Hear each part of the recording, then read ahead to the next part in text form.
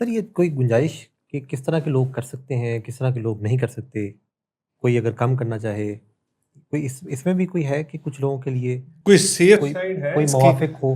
Safe side تو کوئی نہیں ہے. جی. سائنس تو یہ کہتی ہے کہ جب آپ کوئی موڈ آلٹرنگ ڈرگ یوز کرتے ہیں جنہیں ہم عام طور پر منشیات یا شراب کے نام سے جانتے ہیں، جب ہم یہ استعمال کرتے ہیں تو کئی چیزیں ہیں جو کہ ہمیں پتہ ہوتی ہے کہ ہم میں بدل گئی ہیں، اور کئی چیزیں تو ہمیں پتہ بھی نہیں ہوتا اور وہ ہم میں بدل گئی ہوتی ہیں. ان میں تجزیہ ایک چیز ہے جس کا ہمیں پتہ نہیں ہوتا. یادداشت جسے میموری کہتے ہیں وہ ایک دوسری چیز ہے جس کا ہمیں پتہ نہیں ہوتا کہ وہ بھی بدل جاتی ہے.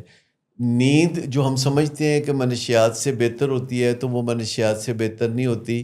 وہ صرف ایک ایسی کیفیت میں بندہ چلا جاتا ہے جس سے وہ دنیا و مافیہ سے بے خبر ہو جاتا ہے.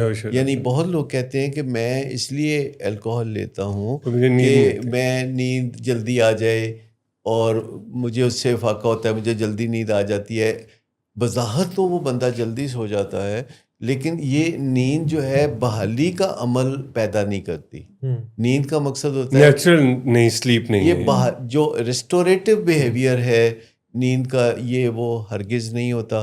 پھر اس دوران کیونکہ زندگی میں اگر کوئی بندہ نشہ کرتا ہے اور کبھی نشہ نہیں کرتا تو اس کی زندگی کو ہم دو حصوں میں بانٹ لیں گے. ایک وہ جب وہ نشے کے زیر اثر تھا، دوسری وہ جب کہ وہ نشے کے زیر اثر نہیں تھا.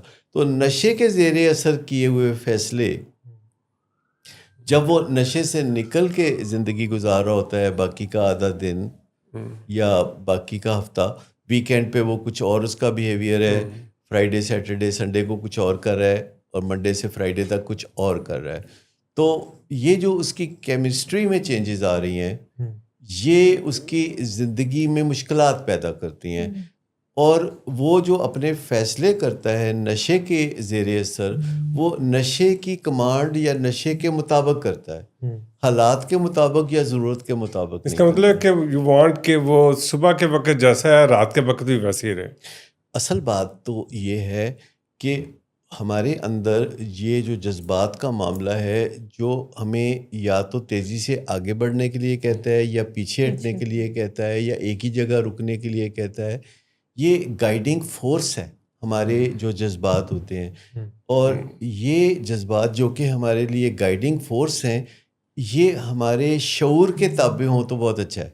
یعنی اگر ہمیں غصہ ہے تو ہمارا شعور بتائے گا کہ غصے کا اظہار آپ نے بات سے کرنا ہے، لفظوں سے کرنا ہے یا لاٹھی گولی کی سرکار سے کرنا ہے. لیکن سر پہلے تو یہ ان جذبات کو آئیڈینٹیفائی کرنا ہی پرابلم ہوتی ہے. مجھے یوں لگتا ہے جیسے کہ ہم اپنے جذبات کو آئیڈینٹیفائی نہیں کر کیونکہ شعور اگر سن ہے، نم ہے، شعور جو ہے وہ زیادہ ایکٹیو نہیں ہے، تگڑا نہیں ہے، جو کہ نیچرلی جب جذبات ابھر کر اوپر آ رہے ہوتے ہیں تو شعور جو ہے دبک کے نیچے بیٹھ رہا ہوتا ہے as a consequence of that.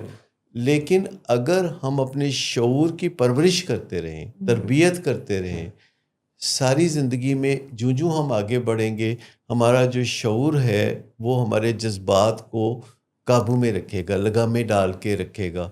کیونکہ آپ یوں سمجھیں کہ ہمارے جذبات بے لگام گھوڑے ہوتے ہیں، اور اگر ہم لگامیں نہیں ڈالیں گے تو یہ گھوڑے ہمیں کہیں بھی لے کے جا سکتے ہیں، چاہے ہم انہیں سرپٹ دوڑائیں، چاہے یہ آہستہ رفتار سے دوڑیں، یہ ہمیں کسی نہ کسی انجانی منزل کی طرف لے جیسے جائیں کہ جانوروں کو لے جاتے